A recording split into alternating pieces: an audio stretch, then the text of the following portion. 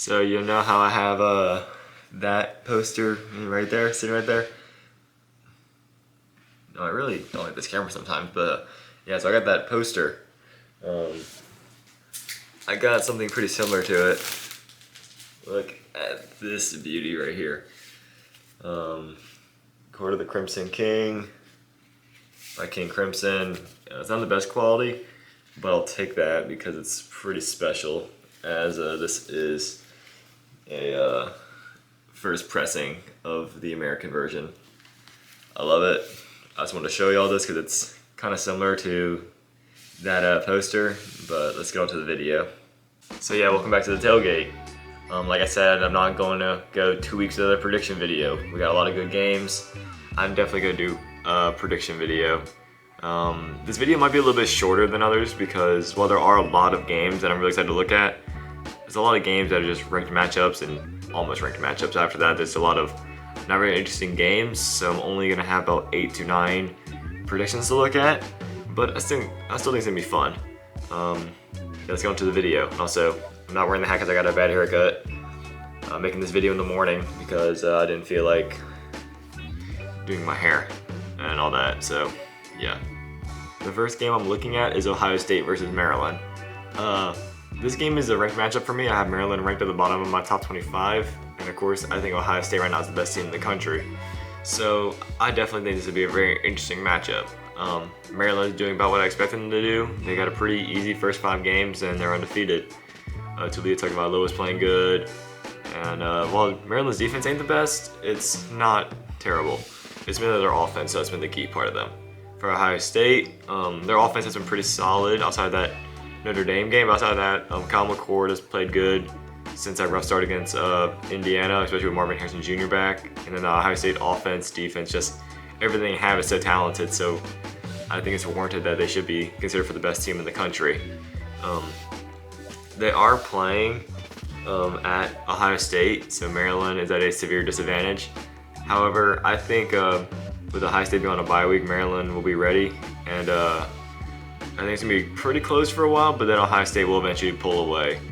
I think Ohio State is going to win 35-24. The next game for me is LSU versus Missouri. Missouri is off to a very surprising 5-0 start, and they look really good. LSU is off to a very disappointing 3-2 start. However, this is still a ranked matchup, so it's fun to look at. LSU is heading to Missouri after going to Ole Miss last week. I'm expecting very similar game to that Ole Miss game. Maybe not as many points, but there's still going to be a lot of offense. As Missouri has their quarterback, Cook, who's been really good, Cole Schrader, and then Luther Burden has been incredible. It's been a really good 3-headed monster for Missouri. And then LSU's kind of on the same thing. Jane Daniels has been playing like a Heisman. Logan Diggs has come out the depth charts and has looked like the best running back for LSU. And Malik Neighbors is right there with Burden for arguably the best receiver in college football, as they're the top 2 in yardage. That's what makes this game interesting. Just the amount of offensive talent and the stats that these teams have in their first 5 games are insane. I do think LSU will bounce back because I don't really know fully about how good Missouri is. I think they're solid, but I think this is where their undefeated season ends. That's probably the bias speaking, but I'm going to go with it because I think LSU has more talent, and because of that, I think LSU is going to win 45-41. The next game I'm looking at is UCLA versus Washington State. These teams are both on byes last week, but the last game they played, Washington State looked really good as they upset Oregon State, and that's what helped Washington State climb up the rankings as they're currently ranked 13th in the country. UCLA was ranked until they lost a very close game to Utah, which kind of proved that UCLA has a pretty alright defense, but the quarterback Dante Moore for UCLA did not play that great against the Utah defense, but he's going up against a way different caliber of defense in the worst sense. Washington State's defense isn't the best. They're not a terrible defense, but it's definitely not on the same level as Utah's really tough defense, so I think Dante Moore is going to have a very nice recovery after that Utah game. I am expecting a lot of points from this game, of course, just because these are 2 Pac-12 teams, and it's Cameron Ward versus Dante Moore, 2 pretty solid quarterbacks. Cameron Ward, the better of the 2, but Dante Moore still looks really good. And that's mainly what it is with almost all these Pac-12 games from this point on. It's going to be quarterback battles. I do think Cam Ward is going to outplay Dante Moore, which I don't think is very surprising. But it's still going to be a close game in my opinion. I think that Washington State is going to win 38-35, similar to that Oregon State game. And I think Washington State will stay undefeated. The next game I'm looking at is Alabama versus Texas A&M.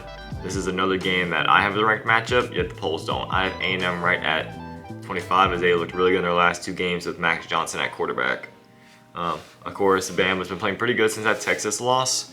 Outside of that South Florida game though, but since they entered SEC play, they've been looking really good. They held Ole Miss's offense to 10 points, and then Mississippi State just couldn't do anything against Bama's defense as Bama blew them out. A&M looks like a different team though compared to what the Bama's played the last 3 games. What I'm looking at with this game is Bama's been on a particular trend this year where they've had very slow starts on offense, but then they eventually do pick it up, and that's usually what leads them to win these games. Texas, it kind of happened, but they ran out of gas, and Texas just kept it going. I'm actually kind of expecting something similar here. I'm expecting A&M to kind of get off to a relatively sizable lead, like maybe 13 to 17 points, and then I expect Bama to slowly climb their way back. However, I think with A&M at Kyle Field, I'm actually expecting an upset. This is my upset pick of the week, as I think A&M will hold off to win 27-23. The next game for me is Syracuse versus North Carolina. Syracuse is coming to this game off a really bad loss against Clemson, where Syracuse's offense just couldn't do anything against Clemson. Garrett Schrader just kept getting sacked, and Clemson kept getting fumbles, so Syracuse really had no chance to win. North Carolina was on a bye week last week, but they've been 4-0 behind a pretty solid offense, and their defense has played good at times. Looking at this game though, the issue for me when looking at this game is, will Drake May pick it back up? He's been playing pretty average these 4 games, which has kind of led him to not being in the Heisman race anymore. But North Carolina's offense has still been really good. Syracuse's offense was pretty good up to that Clemson game, so I think playing against a worse defense like North Carolina, they're going to start scoring those points again. I don't think they're going to get sacked 9 times like last time, so I'm expecting a close game here. I don't expect Syracuse to win since they will be on the road, but I do expect them to keep it close. I think North Carolina will win 34 to 28. That's about where I expect this game to go. The next game for me is Kentucky versus Georgia. This became a surprising ranked matchup as Kentucky is off to a 5-0 start behind a really tough defense and a good run game led by Ray Davis. Kentucky had a really good win against Florida last week, of course led by Ray Davis's 280 yards on the ground. And then last week, Georgia almost got upset by Auburn, but then that big touchdown by Brock Bowers sealed the deal. We're looking at 2 defensive-heavy teams. I think Kentucky has probably the 3rd best defense in the SEC behind, of course, Georgia and Bama. And then, of course, Kentucky and Georgia have the best defenses in their division. That's mainly what I'm looking at.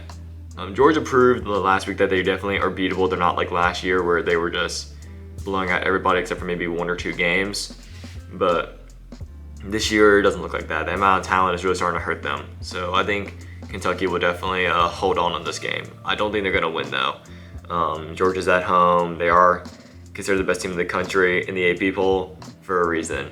And of course Georgia's defense is better, so I think that's what's going to seal it later.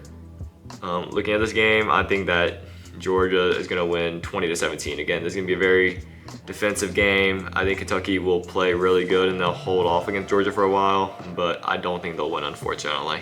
The next game I'm looking at is Notre Dame versus Louisville. This game is kind of opposite of what I've been saying this week, as this is a game I don't have as a ranked matchup. I have Louisville right outside my rankings, as A&M has my 25th spot. But the AP has this as a ranked game, and I definitely can see the argument for why Louisville should be ranked, as they are 5-0, of course. These teams are mainly offensive-heavy teams. Notre Dame came off a big win against Duke to really make up for that Ohio State loss, as Notre Dame is back in the top 10, as they're led by Sam Hartman at quarterback, Aldrick Estem at running back, and Mitchell Evans at tight end, who's been playing really good. He played really good against Duke. Louisville has been pretty solid too. Jack Plummer and their running back, Jawar Jordan, has been playing really solid for them. That's mainly what it is for Louisville. It's their offense. They do have a pretty solid defense, of course. Their rushing attack and rushing defense are pretty solid. The rushing defense allows just a little over 100 yards a game, which is really good, and it's definitely going to help against a running back like Aldrick Estem.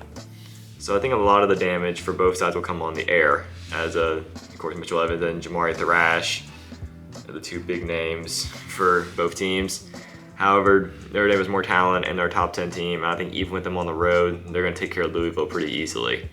I think that Notre Dame is going to win 41-24. I just don't think Louisville can handle Notre Dame's amount of talent and their offense. And of course, the last game I'm looking at is Texas and Oklahoma, the Red River rivalry. I'm excited for this matchup. I don't have the matchup ranked as high as the polls do. I have Oklahoma ranked in my 20s. But I'm so excited. This is Oklahoma's first big game in my opinion, so I'm ready to see how they do. If they do win, then they'll prove me wrong. They definitely should be ranked a lot higher than I have them. This game is going to be a shootout. I don't think we're going to see 66-0 like last year. Dylan Gabriel has been playing really good for Oklahoma. That's the reason they're mainly 5-0 is their offense. Like most good Big 12 schools, Texas is of course loaded across the board with talent, and they have their big wins against Kansas and Alabama to prove it. Quinn Ewers has been playing like a Heisman. Jonathan Brooks has been playing really good for Texas, and of course Xavier Worthy, their leading receiver, has also been really good. It's just so much talent for Texas. And of course Oklahoma's a big school, so of course they have a lot of talent. Dylan Gabriel has really improved from last year. He's playing amazing. The rushing attack isn't as strong as Texas's, but their leading receiver, Adriel Anthony, has very similar stats to Worthy. So I think it's pretty level there. The difference for me is the defense. Texas's defense is a better defense than Oklahoma's. I don't think it'll matter too much, except for maybe in the end of the game. Like if Oklahoma needs one more drive, Texas will eventually stop them. That's how I see this game going. Like I think it's just gonna be either last team to have the ball wins, or it's gonna be like a last minute drive and it gets like stuffed or something. This is gonna be an amazing matchup at the Cotton Bowl. I'm very excited. For the score prediction, I think Texas will stay undefeated, which will make them the last undefeated team in the Big 12, as they'll beat Oklahoma 41-38. And that wraps up my predictions. Like I said, I didn't have as many as I usually have. So yeah, that wraps up the predictions. I hope you enjoyed them, unless I picked your team to lose, but it's how it goes, unfortunately. But I hope you enjoyed the video anyways, and we'll see how it goes on Saturday. Like and subscribe if you had, and I will see y'all Monday for the recap. Woo!